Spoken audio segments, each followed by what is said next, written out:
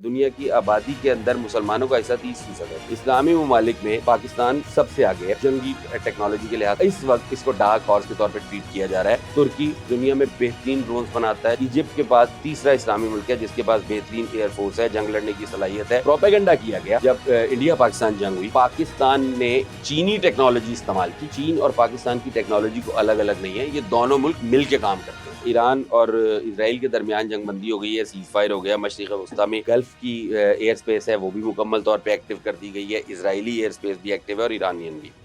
पिछले दिनों इस सूरत हाल में जब ये कज़िया चल रहा था, एक मौजू बहुत ज़्यादा डिस्कस हुआ और वो मौजू ये था कि 57 जो इस्लामी ममालिक हैं वो टेक्नोलॉजी के मैदान में बहुत पीछे हैं। ऐसे नक़ाद मौजूद थे जो ये कह रहे थे कि इस्लामी ममालिक ने तो दुनिया में किया ही कुछ नहीं है और इस्लामी ममालिक के पास ना टेक्नोलॉजी है ना जंग लड़ने की सलाहियत है, ज़िंदगी की किसी भी शोबे में कुछ नहीं कर सकते और कोई जो है ना इनके पास एबिलिटी या स्किल नहीं है। एक थोड़ा सा तनकीदी जायज़ा ले लेते हैं कि क्या वाकई ऐसा है। सबसे पहले तो देखना ये पड़ेगा 57 इस्लामी ममालिक के अलावा भी ये दुनिया 202 मतलब ममालिक, फेडरेशंस और यूनिट्स के ऊपर मुश्तमिल है, 202 से ज़्यादा। इनमें अगर जंग ही कामयाबी का कोई मयार है तो जंग लड़ने वाले 4-5 ही मुल्क हैं।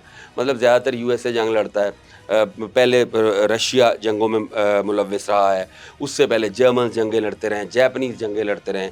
पर अगर इस खित्ते से बड़े सगीर से बात की जाए तो पंजाब के लोगों को जंगों में इस्तेमाल किया जाता रहा है। तो जंग लड़ने वाले अगर आप हम ये यहाँ ये नतीजा अख़ज़ कर लिया जाए कि जंग कामयाबी का पैमाना है तो फिर तो क्या कहते हैं जो क्रिश्चियनिटी है या जो यूरोप के लोग हैं उनमें भी अनगिनत ममालिक ऐसे हैं जो किसी जंग का हिस्सा ही नहीं बनते, कोई जंगी सलाहियत भी नहीं रखते और ना ही जंगी सलाहियत हासिल करना चाहते हैं। उनमें डेनमार्क है, नॉर्वे है, नेदरलैंड्स है, बेल्जियम है, उनको कोई दिलचस्पी नहीं है। फ़िनलैंड है, आयरलैंड है, बरतानिया, जर्मनी, अमेरिका, रशिया, ये चंद ममालिक अगर हम ये समझें कि जंग लड़ने की सलाहियत रखने की वजह से ये दुनिया की वो अज़ीम कौमें बन गई हैं, तो मेरा ख़्याल है ये ख़्याल थोड़ा सा गलत होगा। चूँकि जितनी इस दुनिया की आबादी है उस दुनिया की आबादी के अंदर मुसलमानों का हिस्सा 30% है, 30 या 35% है। उस हिसाब से मुसलमानों के पास जंग लड़ने की सलाहियत भी और टेक्नोलॉजी के मैदान में भी मुसलमान किसी से पीछे नहीं हैं। इस्लामी ममालिक में पाकिस्तान सबसे आगे है जंगी टेक्नोलॉजी के लिहाज से, बल्कि ये दुनिया का दूसरा इस वक्त इसको डार्क हॉर्स के तौर पे ट्रीट किया जा रहा है। चीन और अमेरिका के बाद तीसरा ख़तरनाक तरीन मुल्क समझा जाता है। तो पहली बात यह है कि हम भी मुसलमानों की नुमाइंदगी करते हैं, 25 करोड़ की आबादी का मुल्क है। तुर्की दुनिया में बेहतरीन ड्रोन्स बनाता है, जंगी हथियार बनाता है, जंग लड़ने की सलाहियत रखता है, इक्विप्ड और एडवांस मुल्क है। उनके पास किसी चीज़ की कमी नहीं है। अगर जंग लड़ना ही कामयाबी का पैमाना है तो फिर वो एक कामयाब मुल्क है। इजिप्ट के पास तीसरा इस्लामी मुल्क है जिसके पास बेहतरीन एयरफोर्स है, जंग लड़ने की सलाहियत है, बेहतरीन फ़ौज है। ठीक है, अगर जंग लड़ना ही कामयाबी का पैमाना है तो फिर इजिप्ट भी हमारे पास मौजूद है। अल्जेरिया, अलजायर के लोग भी, उनकी फ़ौज भी है, उनकी एयरफोर्स भी है और वो लड़ने की सलाहियत भी रखते हैं।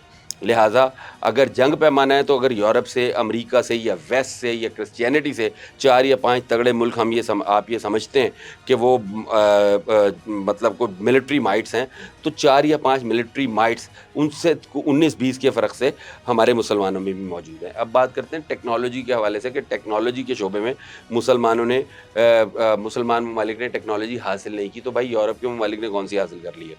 यूरोप के अंदर भी जितना काम मतलब जो भी काम हो रहा है, जितना वहाँ काम होता है उसके अंदर मुसलमानों की भी पार्टिसिपेशन है। मुसलमान भी दुनिया भर में जाके पढ़ते हैं, लिखते हैं, अपना रोल प्ले करते हैं। ऐसा नहीं है। अभी गुज़िश्ता दिनों एक बहुत ज़्यादा डिसइन्फॉर्मेशन फैलाई गई, प्रोपेगेंडा किया गया जब इंडिया पाकिस्तान जंग हुई कि पाकिस्तान ने चीनी टेक्नोलॉजी इस्तेमाल की और जो है हिंदुस्तान को शिकस्त दी। ऐसा कुछ नहीं था।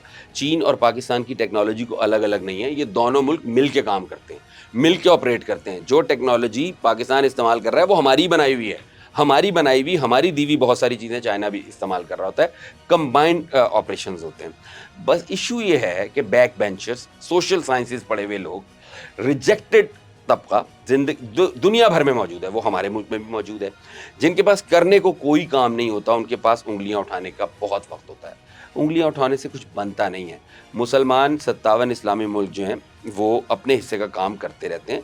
इम्प्रूवमेंट की गुंजाइश हर जगह मौजूद है। अगर आप सिर्फ लड़ने झगड़ने को या जंगों को कामयाबी का पैमाना समझते हैं तो मुसलमान इतने कम नहीं हैं, इतने कमज़ोर नहीं हैं। اور جنگیں ہونی نہیں چاہیے، لیکن اگر وقت پڑے گا تو اس کا آپ کو اندازہ ہو جائے گا۔ اور تعلیم کے میدان میں یہ بات درست ہے کہ تعلیم کے میدان میں مسلمانوں کو مزید آگے نکلنا چاہیے۔ اور ایک چھوٹی سی بات جو شاید اس سے ریلیونٹ ہو لیکن بہرحال امپورٹنٹ ہے، دنیا میں آج تک جتنے بھی ویٹ لفٹنگ کے اور باڈی بلڈنگ کے مقابلے ہوتے ہیں نا، ان کا ٹریک ریکارڈ اٹھا کے دیکھ لیں۔ ان کا اگر آپ ٹریک ریکارڈ اٹھائیں گے تو سوائے یوگسلیویا اور بلغیریا کے، ان دو ملکوں کو نکال دیں تو میکسیمم میڈلز مسلمانوں نے جیتے ہوئے ہیں۔ دنیا میں سب سے زیادہ مسٹر ورلڈ اور مسٹر یونیورس کے ٹائٹل مسلمانوں نے جیتے ہوئے ہیں۔ اکیلا مصر 17 مرتبہ یہ ٹائٹل جیتا ہوا ہے۔ الجزائر والے 8-9 دفعہ جیتے ہوئے ہیں۔ قطر والے میرا خیال ہے لیٹسٹ مسٹر ورلڈ اور مسٹر اولمپیا قطر سے ہی ہے۔ تو لہٰذا یہ باتیں بنیادی طور پہ یہ احساس کمتری ہے، اور بر صغیر میں یہ احساس کمتری کہاں سے آیا ہے یہ بھی ایک علیحدہ ڈیبیٹ ہے۔ کون لوگ یہاں مسلمان ہوئے تھے، ان کا ڈی این اے کیا ہے، ان کی سوچنے کا انداز کیا ہے، ان کی شخصیت میں یا ان کے کیا کہتے ہیں طرز عمل میں ہمیشہ مانگنا ہی کیوں ہے، یہ ایک علیحدہ موضوع ہے، اس پہ الگ سے ہم ایک ویڈیو کریں گے۔